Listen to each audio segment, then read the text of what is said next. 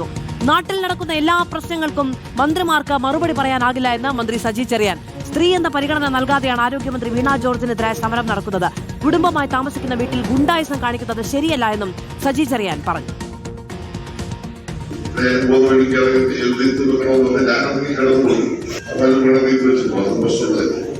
സ്ത്രീ എന്ന നിലയിൽ അവരോട്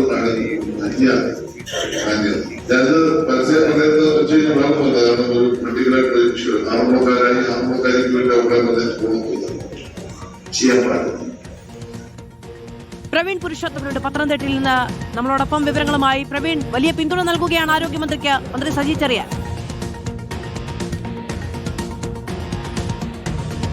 മധു, ഇന്ന് മന്ത്രിമാരായിട്ടുള്ള വീണ ജോർജും സജി ചെറിയാനും ഒരുമിച്ച് പങ്കെടുക്കുന്ന ഒരു പരിപാടി പത്തനംതിട്ടയിൽ ആറന്മുളയിലുണ്ടായിരുന്നു. അവിടെ വാസ്തുവിദ്യ ഗുരുകുലത്തിൻ്റെ അതിൻ്റെ ആസ്ഥാന മന്ദിരത്തിൻ്റെ കെട്ടിടത്തിൻ്റെ നിർമ്മാണോദ്ഘാടനം നിർവഹിക്കുകയായിരുന്നു മന്ത്രി സജി ചെറിയാൻ. ആ വേദിയിൽ മന്ത്രി വീണ ജോർജും ഉണ്ടായിരുന്നു. ആ സമയമാണ് മന്ത്രി വീണ ജോർജിന് പൂർണ്ണ പിന്തുണ നൽകിക്കൊണ്ട് മന്ത്രി സജി ചെറിയാൻ പ്രസംഗിച്ചത്.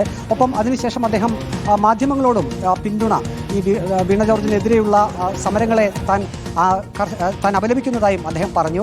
പ്രധാനമായും ആരോഗ്യവകുപ്പിൻ്റെ നേട്ടങ്ങളെ എടുത്തു പറഞ്ഞുകൊണ്ടാണ് മന്ത്രി സജി ചെറിയാൻ ആ വേദിയിൽ പ്രസംഗിച്ചത്.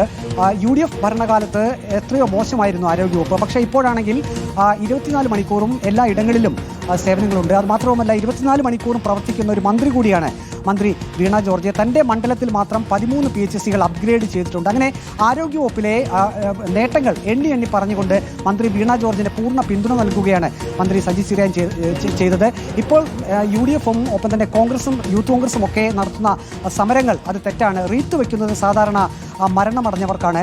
വീണ ജോർജ് ശക്തമായി തന്നെ നിയമസഭയിലേക്ക് തിരിച്ചു വരും തുടങ്ങിയ കാര്യങ്ങളും അദ്ദേഹം പറഞ്ഞു. ഇന്നലെ നാം കണ്ടതാണ്, വലിയ പ്രതിഷേധങ്ങൾ മന്ത്രി വീണ ജോർജിനെതിരെ ഉണ്ടായിരുന്നു. ആ ഒരു സാഹചര്യത്തിൽ കൂടിയാണ് ഇപ്പോൾ മന്ത്രി സജി ചെറിയാൻ നേരിട്ട് തന്നെ ഒരു പിന്തുണ മന്ത്രി വീണ ജോർജിനെ അറിയിച്ചിരിക്കുന്നത്. അതും ആ വേദിയിൽ ഒരുമിച്ചുള്ളപ്പോൾ എല്ലാ കാര്യത്തിനും മറുപടി പറയാനാകില്ല മന്ത്രിമാർക്ക് എന്നുള്ളതാണല്ലോ പറയുന്നത്.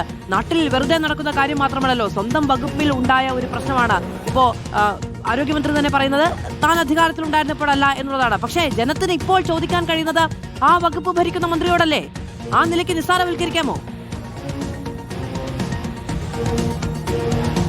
മധു, ഇക്കാര്യത്തിൽ മന്ത്രി സജി ചെറിയാൻ ഒരു കാര്യം പറഞ്ഞത്, തൻ്റെ വകുപ്പിലും പല ആരോപണങ്ങളും ഉയരാറുണ്ട്. അതിനൊക്കെ മറുപടി താൻ നൽകാറുണ്ട്. വിമർശനങ്ങൾ തൻ്റെ വകുപ്പിനെതിരെയും ഉയർന്നിട്ടുണ്ട്.